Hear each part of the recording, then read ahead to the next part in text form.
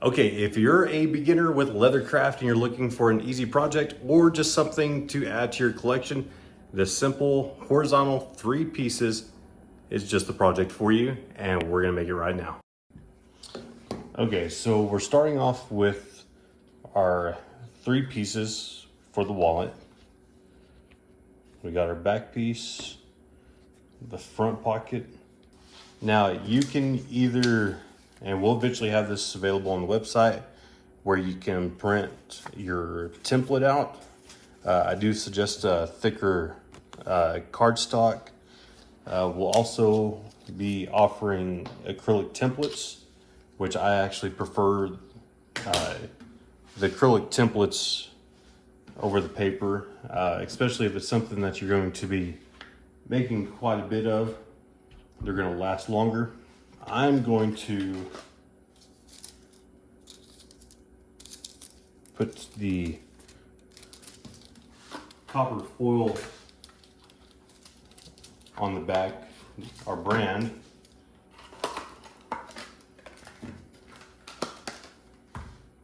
And if you haven't checked out my video on this heat press, check it out. It's Amazon, under 200 bucks. Okay, well, it just takes one quick motion.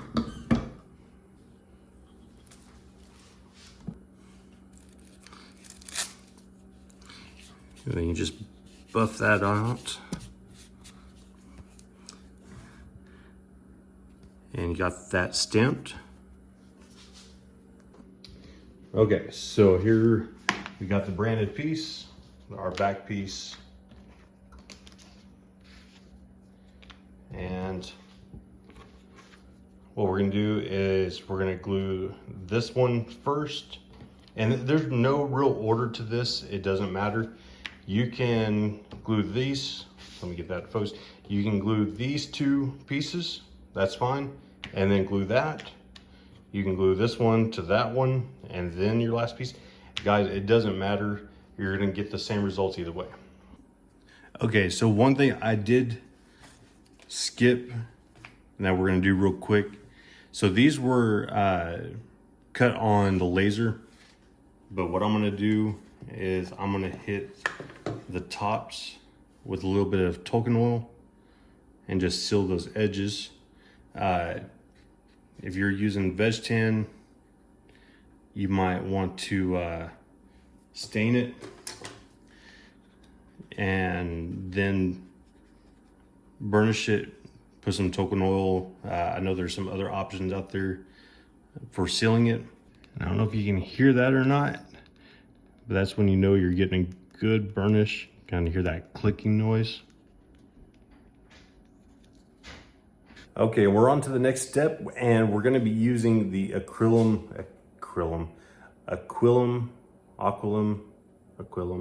We're gonna go with Aquilum 315, and if you say it different, well, leave a comment below. But Aquilum 315 water-based glue, and that's what we're gonna be using to glue it. I haven't used anything else, so I can't really compare it to some of the other stuff on the market. All I know is it's good stuff, it works.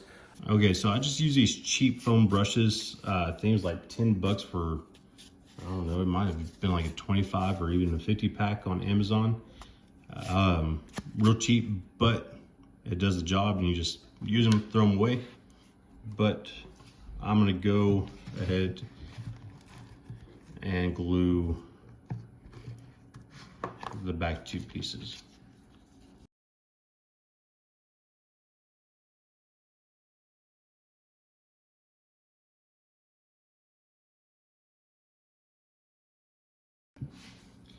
We're gonna do the same thing to this. And once you get these pieces glued, you're gonna have to let them sit for a little bit. If you have a heat gun, that helps speed up the process. I need to buy one. All right, these have been drying long enough. All we're gonna do is line these up the best we can.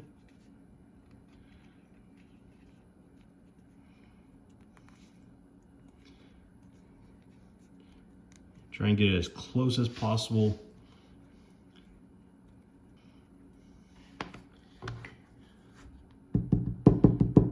And just give a light tap all the way around.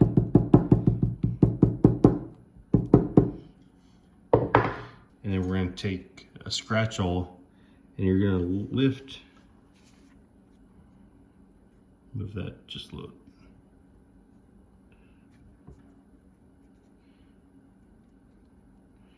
Try to keep that from moving. Okay, and you're gonna lift that up and you're just gonna scratch right underneath it. Don't scratch on top of it, because if you do that, you'll be able to see your mark as your finished good, you know, your finished product.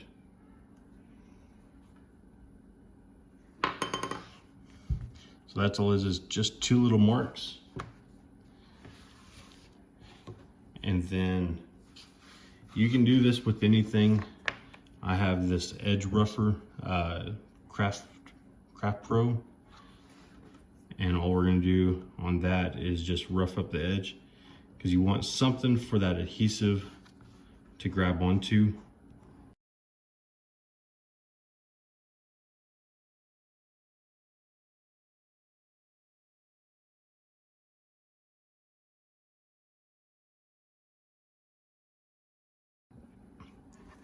All right, and same thing, you just want to get that lined up as much as possible with your edges. Look at that, pretty clean, simple 2-pocket horizontal wallet. All right, I just have this simple belt sander. It does exactly what I need. Don't think that you have to go out and spend a couple $1,000s on a sander burnisher.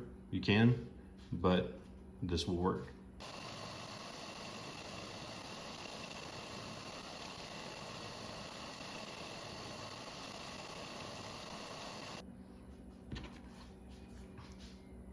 And all we're looking is for just some smooth edges.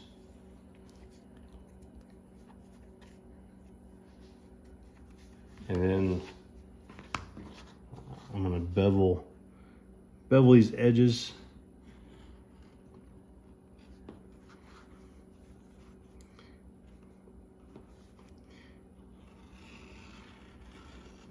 So you're gonna bevel your edges, because when you go to burnishing,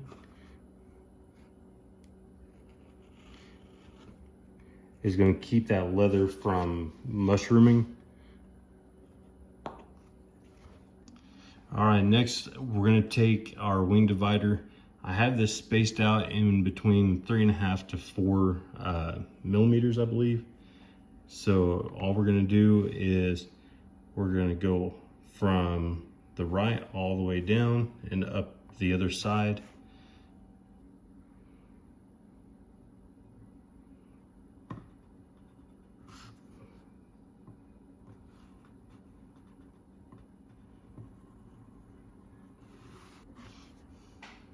Okay, we got our stitch line set, our punch pad, mallet or maul. I've got the Berry King maul and the Centerbrox pricking irons, but you can use any type of pricking irons. You don't have to have these.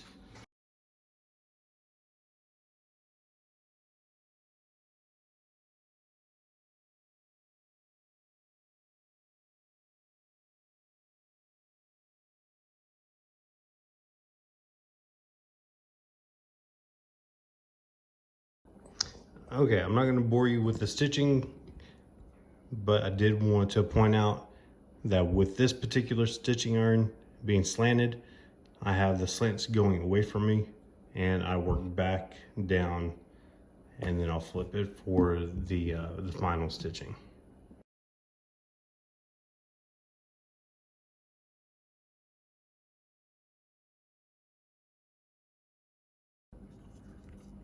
Actually, I'm just going to go ahead and take this out.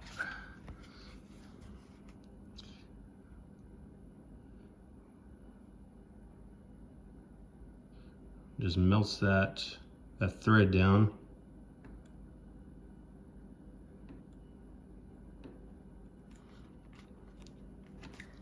And we're good to go. Okay, so there's a few things that I use when burnishing, and there's different techniques out there. But the first one that I do, we've already sanded the edge once. I do have a higher grit sandpaper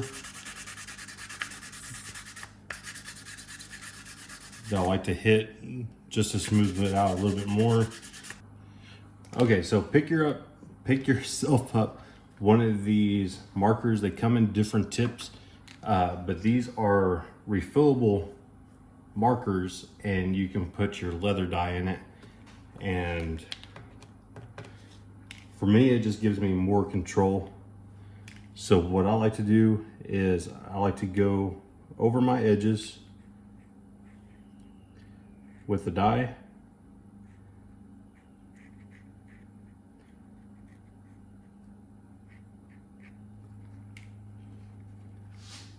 I prefer this mahogany. Certain projects you might need a lighter color. You might need something darker, you might need black. But this one seems to be a good universal color. And I'm just going over all the edges. Then I just take my wood slicker, and this is going to be personal preference again on how far you want to take your burnishing. So we're just going to work on that and go on to the next step. And back to the token oil. Once you've applied your dye and you've hit it with the slicker and you're happy with that, I just go over it and seal it with some token oil. I work on one side at a time. That way I don't have to worry about anything drying out. Just gives me more control. But if you do the prep work ahead of time, get your sanding where it needs to be, I think it leaves a pretty good finish. I like that matte finish, more of like a rustic, worn look. But there is nothing wrong with a mirror finish or even a rougher look if that's what you're going for. One other thing that I like to do is go over these stitches and just very lightly hammer those stitches down.